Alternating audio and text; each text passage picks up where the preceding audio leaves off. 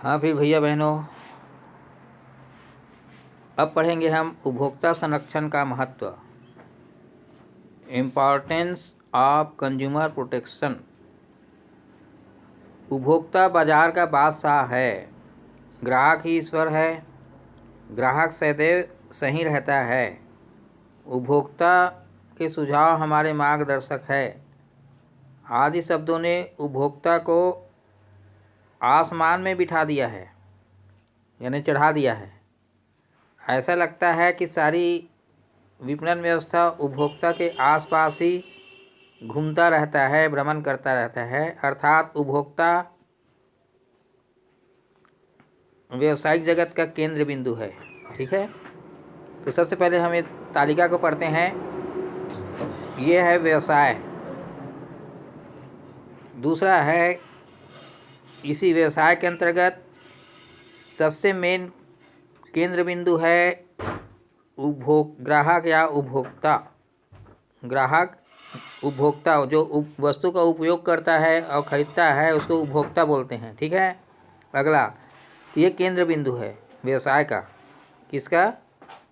व्यवसाय का केंद्र बिंदु कौन है? ग्राहक या उपभोक्ता।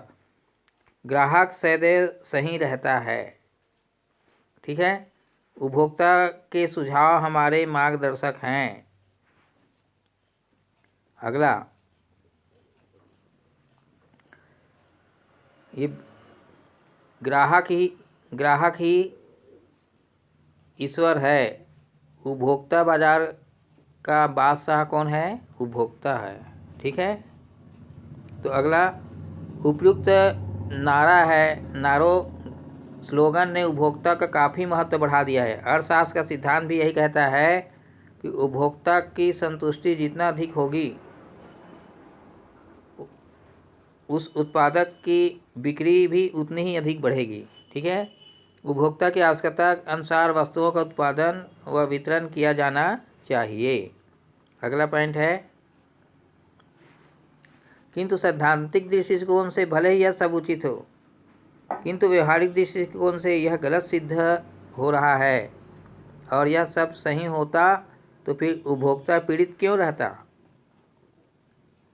उपभोक्ता संरक्षण कानून की आवश्यकता क्यों पड़ती? सच्चाई यह है कि आज उपभोक्ता राजा नहीं है, क्रेता का बाजार नहीं, अपितु क्रेता को लूटने, धन बटोरने का एक माध्यम बन गया है।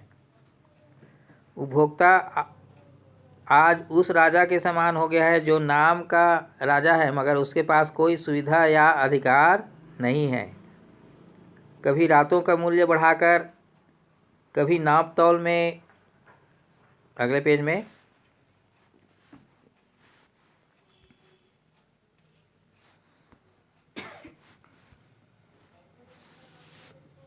नाप तौल में कम सामान देकर, 358 पेज, कभी मिलावट कर, कभी घटिया सामग्री देकर, कभी कालाबाजारी कर, कभी जमाखोरी कर, किसी भी तरीके से उपभोक्ता पीसते हैं। आपको मालूम होगा, अभी एयरटेल और जियो, बहुत सारी मोबाइल कंपनी ने अपना रिचार्ज का कीमत बढ़ा दिया है, और दिन का 30 दिन का होता है उसको 28 दिन कर दिया है। और उसी तरह आप कोई भी वस्तु लेंगे तो जैसे 500 साबुन है, साबुन को लेंगे, पहले 25 ग्राम का आता था, तो धीरे से उसको घटाकर 20 ग्राम ही कर दिए हैं और कीमत उतना ही रखे हैं।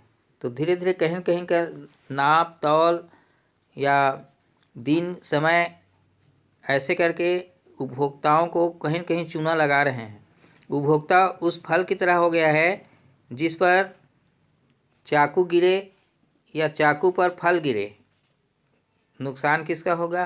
फल का ही होना है। ठीक है, अगर ये है, इधर देखिए, ये आपका फल है, अब इस पर चाकू गिरा देता हूँ, ये देखो, या फिर ये फल को मैं चाकू के ऊपर गिरा देता हूँ, ये देखो चाकू, तो ये नुकसान किसका होगा? दोनों तरफ से फल का ही होगा। वैसे ही उपभोक्ता का हो गया है। ठीक है, तो इन परिस्थितियों में को ध्यान में रखते हुए भारत सरकार और राज्य सरकारों ने 1930 से अब तक अनेक कानून बनाए हैं कि इसकी जटिलता, अधिक खर्च और निर्णय देरी होने के कारण निर्णय में देरी होने के कारण इन नियमों से आम उपभोक्ताओं को कोई राहत नहीं मिल सकी। ऐसे उपभोक्ता संरक्षण अधिनियम जिसमें उपभोक्ता को विशेष अधिकार राहतें दी गई है, यह काफ़ी महत्वपूर्ण है। अतः मात्र उपभोक्ता को जागरूक होने की आवश्यकता है। उपभोक्ता को संगठित होकर अपने अधिकारों के लिए लड़ना आवश्यक हो गया है। उपयुक्त परिस्थिति में उपभोक्ता संरक्षण का महत्व निम्न बिंदुओं से स्पष्ट किया जा सकता है। पहला, उपभोक्ता के हितों की रक्षा करना। पहला है उपभोक्ता के हितों की रक्षा करना। आज समाज का प्रत्येक व्यक्ति किसी न किसी रूप में किसी न किसी उत्पाद का उपभोक्ता है। अतः उसे सही दाम पर सही वस्तु मिले जिससे उसके हितों की रक्षा हो सके तथा भुगतान के बदले उपभोग द्वारा पूर्ण संतुष्टि मिल सके। इसके लिए उपभोक्ता संरक्षण अत्यंत ही आवश्यक है।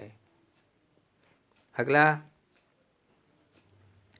दूसरा, उपभोक्ता स्वास्थ्य की रक्षा करना।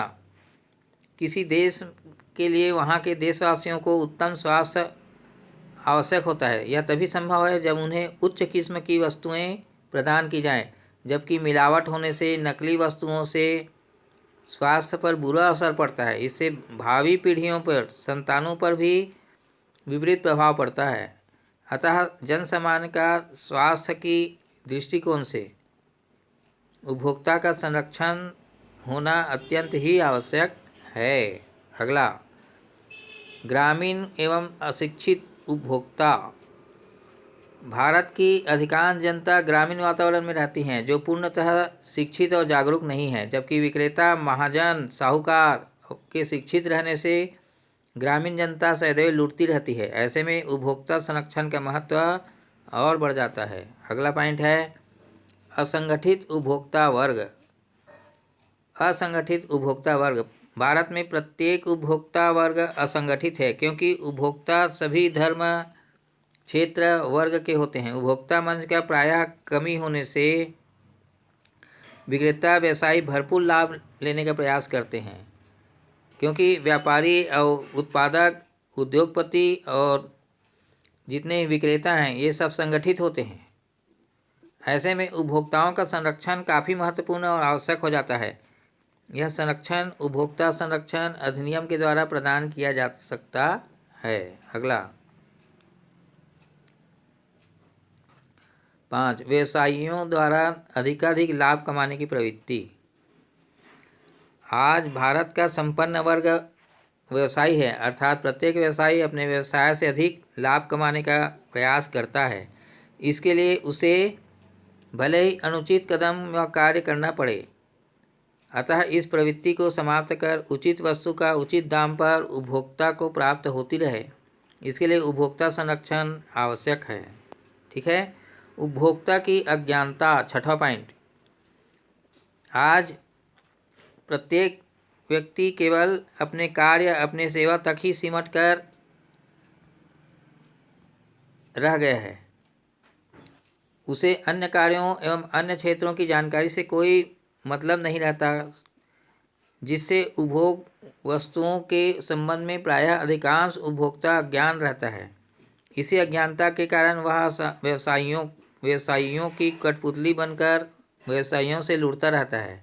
अतः ऐसी अज्ञानता के कारण उपभोक्ताओं का संरक्षण करना महत्वपूर्ण हो गया है। अगला पॉइंट है क्रेता रहे सावधान।